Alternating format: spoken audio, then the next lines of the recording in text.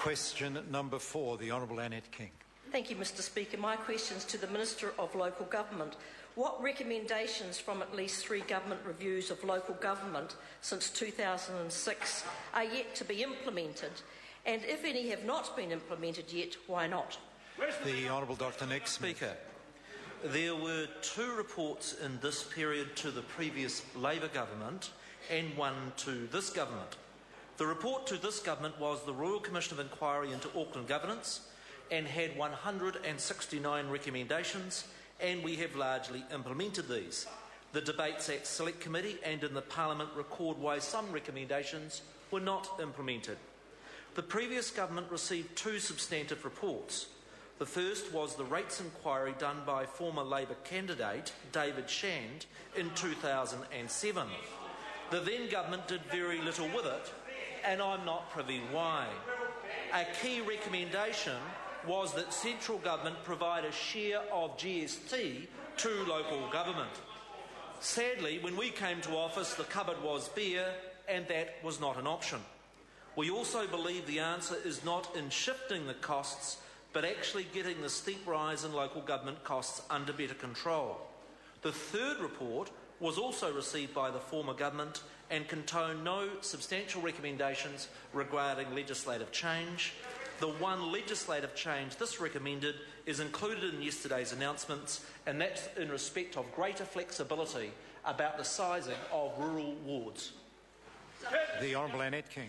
Is he aware the local government rates inquiry panel said that while they received submissions suggesting amendments to the Local Government Act 2002 had led to increased costs because councils had moved into activities outside their core business, the panel could find little evidence to support this?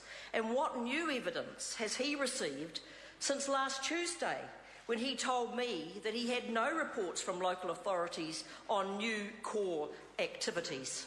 The Honourable Dr Nick Smith. Mr Speaker, the rates inquiry in 2007 concluded that the very steep increase in rates between 2002 and 2007 was the transitional costs of implementing those new 2002 Act requirements, and that they expected in future years that the rate increases would taper off. In fact, in the 5 years since, we've seen rate increases continue to compound at 7% every year, and the conclusion that this government comes to is that the 2002 very politically correct Local Government Act that was put in place by members opposite has proved to be a very expensive experiment for New Zealand landowners. The Honourable Annette King. Supplementary question. When he said on radio this morning, Council's job is not to replicate the private sector or the role of government, but, quote, focus on those things only councils are able to provide, end quote, will councils now need to sell their housing, bus services, ownership of airports and ports, remove subsidies for early childhood centres and so on, because these are all activities the private sector is involved in? If not, where is the list of services that are in and those that are out? The Honourable Dr Nick Smith. Speaker, the current provision in the Local Government Act is that councils are to provide for the social, economic, environmental and cultural well-being. And that is so wide that councils can do absolutely everything. Buy farms in Australia, be involved in greenhouse targets, run schools, run hospitals. The new provision in the law is going to be simply this, that the core role of councils is to provide good quality local infrastructure, to provide local public services and to provide regulatory functions. And in my view, and interestingly in the widespread comment I've heard from all around New Zealand today, is that change has been broadly welcomed. Point of order, the Honourable Annette King. Mr Speaker, I used the Minister's own quote on what local government would do and then asked him, would it now mean that local government would have to sell their housing, bus services, ownership of airports and ports and remove subsidies from early childhood centres because they are provided by the private sector? If not, what is the list that they would do? And the Minister raved on about what was in his proposals. We're nowhere near that. Order. The member wasn't doing too badly till accused the Minister of raving on. The Minister, order. Now, the Minister said what the new Act, if I heard correctly, or the new bill would lay down for local government to be involved in. And that list included public services, local public services, if I heard correctly. And local public services covers a number of the issues that the member included in her letter. I can't ask the Minister to answer any particular way, but I think he made it pretty clear what his proposal would cover.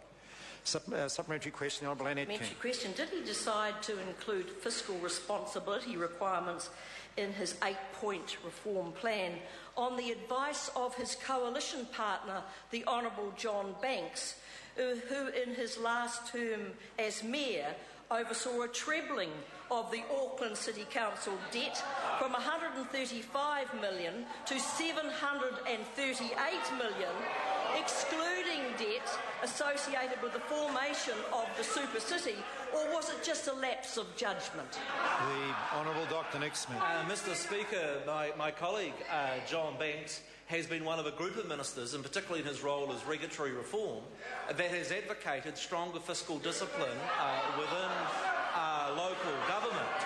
And I would just suggest to the member opposite, since the 2002 Act that they put in place, local government debt across New Zealand has grown from $2 billion to $8 billion, and I ask members opposite to reflect on the assurances that they gave ratepayers in 2002 that their changes would not result in increased rates, and it has done exactly that.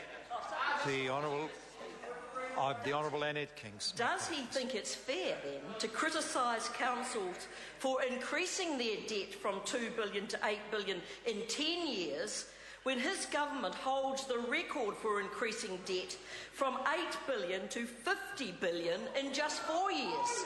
The Honourable Dr Nick Smith. Mr Speaker, when we came to government, we faced a decade of deficits with the fiscal mess left by the profligate Labour members opposite. And what we have set down, and I must praise the Minister of Finance and the team that works in that area for setting out a clear plan for debt reduction. And Mr Speaker, the difference between local and central government is that their debt is projected to continue to increase, whereas this government has set out a very clear plan to reduce borrowing.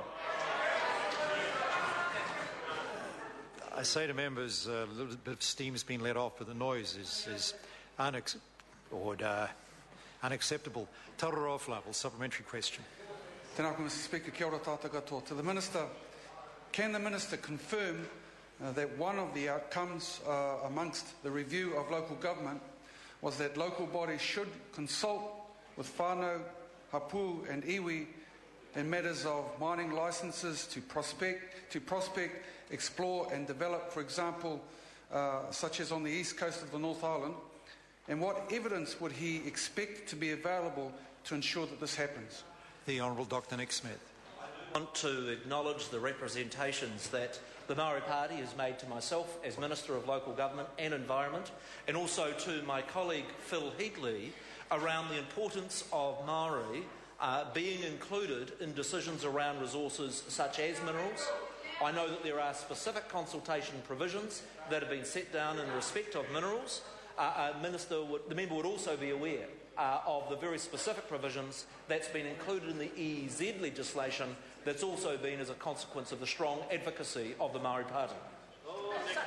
The Honourable Annette King. Is the difference between council debt and government debt that councils have borrowed for vital infrastructure within their communities, while this government has borrowed to give tax cuts to the wealthiest in New Zealand? The Honourable Dr Nick Smith. Mr Speaker, it is ironic that members opposite have repeatedly objected on every measure this government has taken to get fiscal costs under control, and has continuously argued, including in the election campaign, for more government spending, not less. And so I don't think there's any question in the House, Mr Speaker, that it's members on this side of the House that represent fiscal prudence both in central and local government. Question number 5, Nikki Wagner. Thank you, Mr Speaker. To the Minister of